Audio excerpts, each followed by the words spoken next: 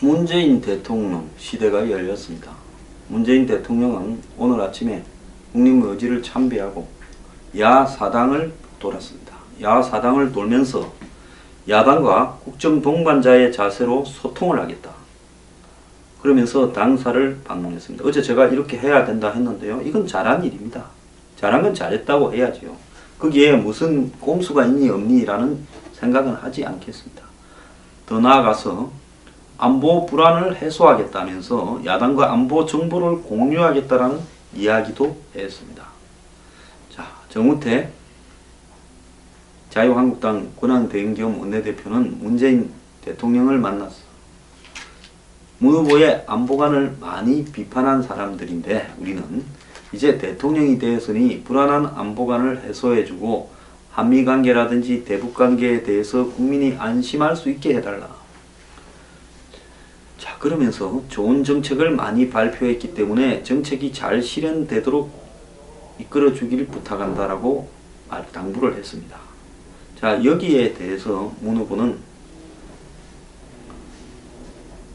앞으로 국회를 존중하고 국회에서 중요한 역할을 하는 야당과도 소통하고 대화해서 국정 동반자의 자세로 함께 하겠다.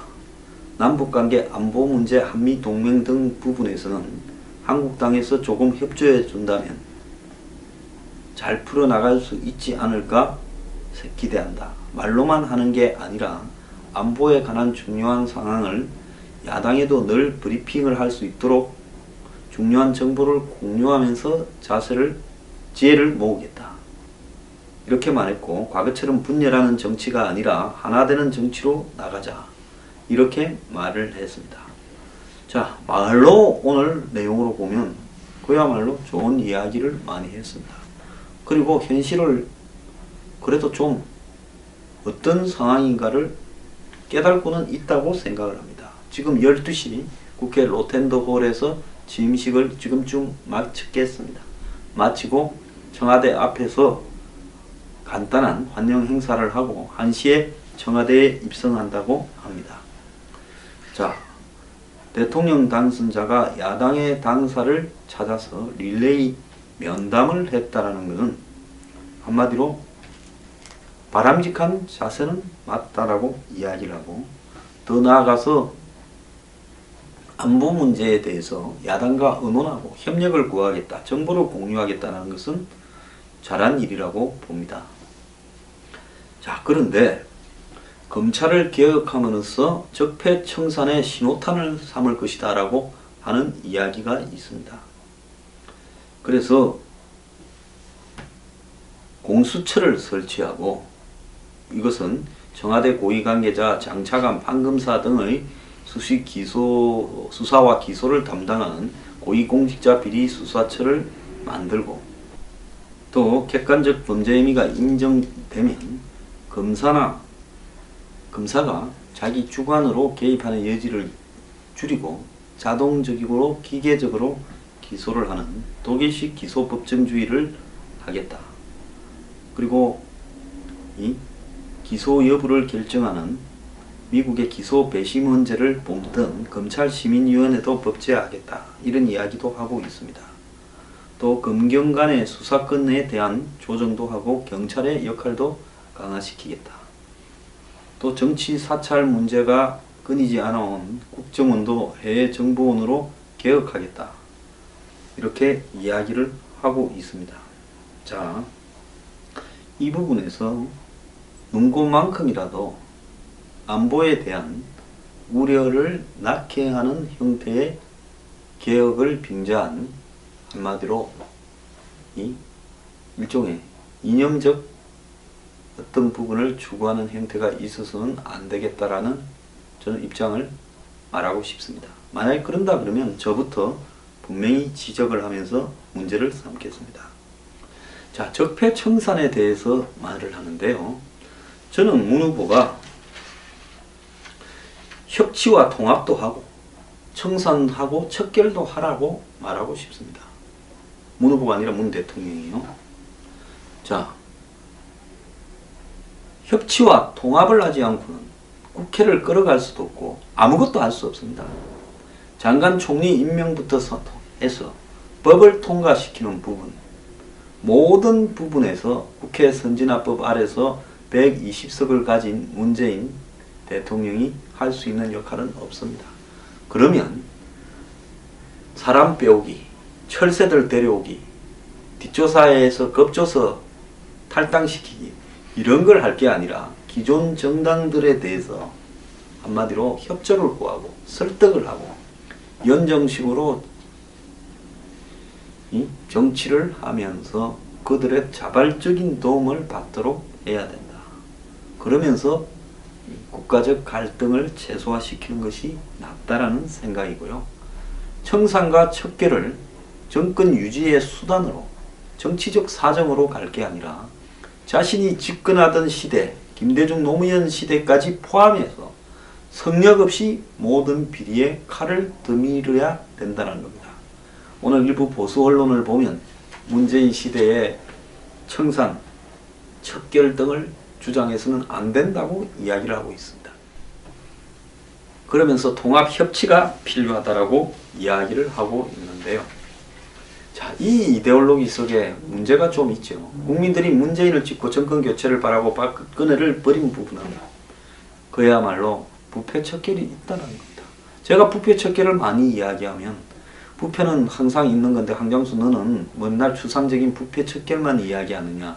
그것이 마치 어떤 정치의 가치처럼 이야기하지 말아라는데 저는 이 시대에 국민이 요구하는 것이 다 잘 살 수 있게 하지 못한다면 공정한 사회라도 만들어라.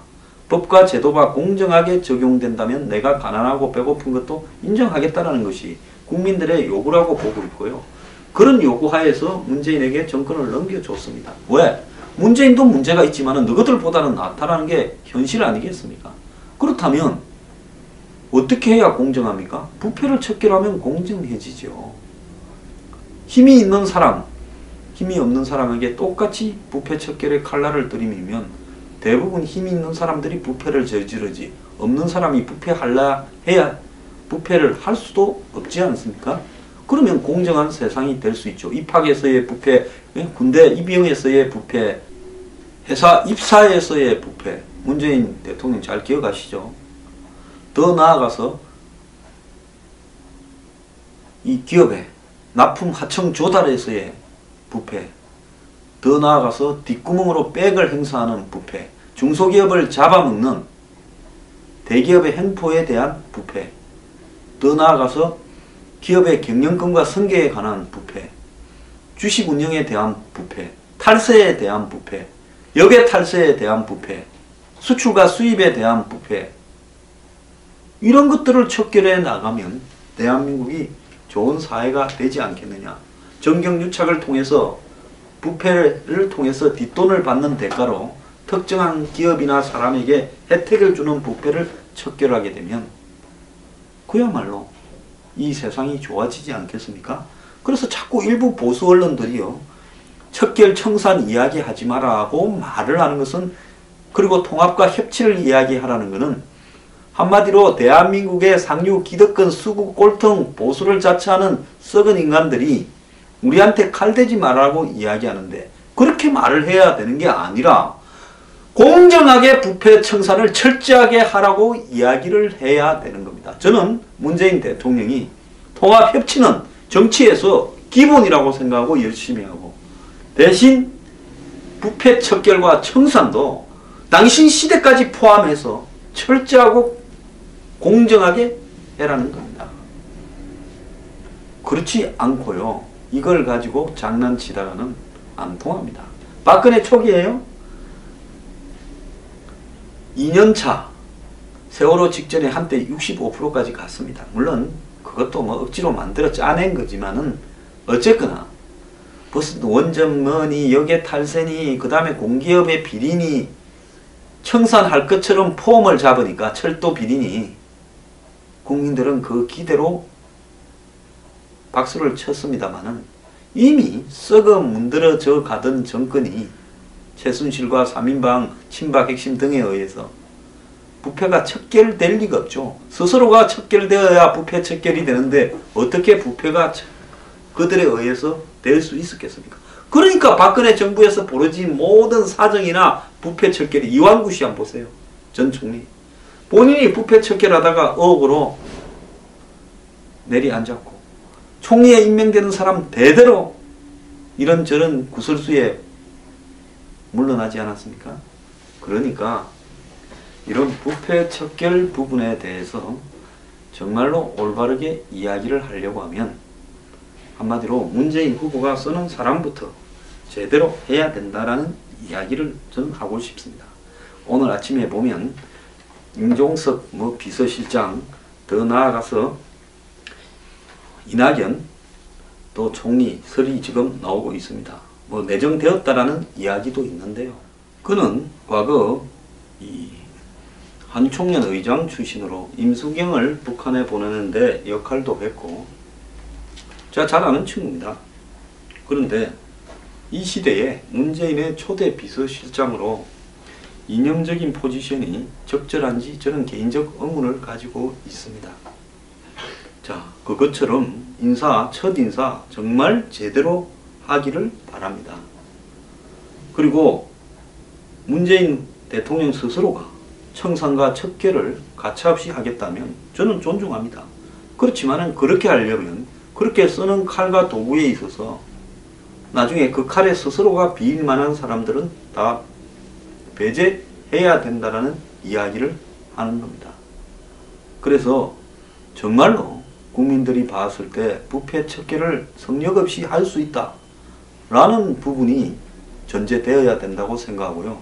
문재인 대통령 스스로의 입으로 자신의 시대까지 DJ 노무현 시대까지를 포함한 부패 척결과 청산을 하겠다고 국민 앞에 선언을 할 필요가 있다는 겁니다. 그러면서 현재 국정의 운영은 협치와 통합을 해가겠다. 그렇지만 우리 사회의 부패 척결은 모든 국민들이 원하는 가치다. 그렇다면 이것을 안 할 수는 없다. 그런데 이 부분을 정치적인 수단으로 이용하는 것이 아니라 그야말로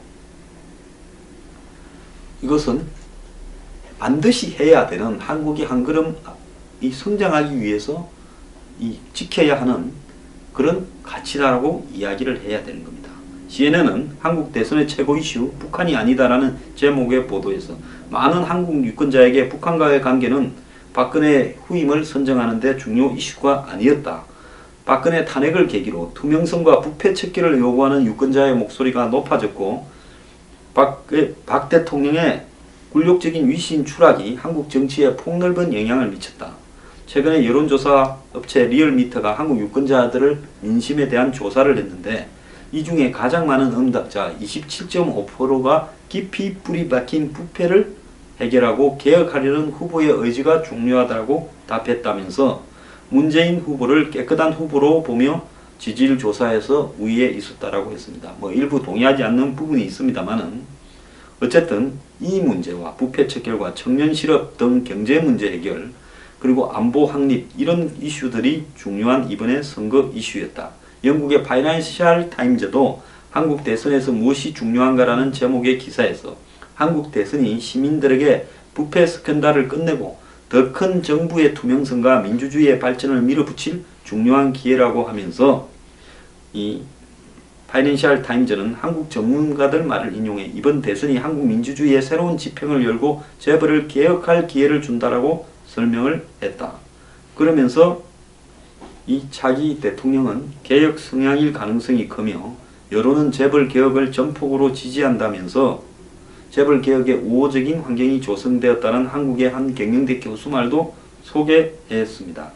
자, 문재인 대통령 부패 척결을 철저히 하되어 공정하게 하기 바랍니다.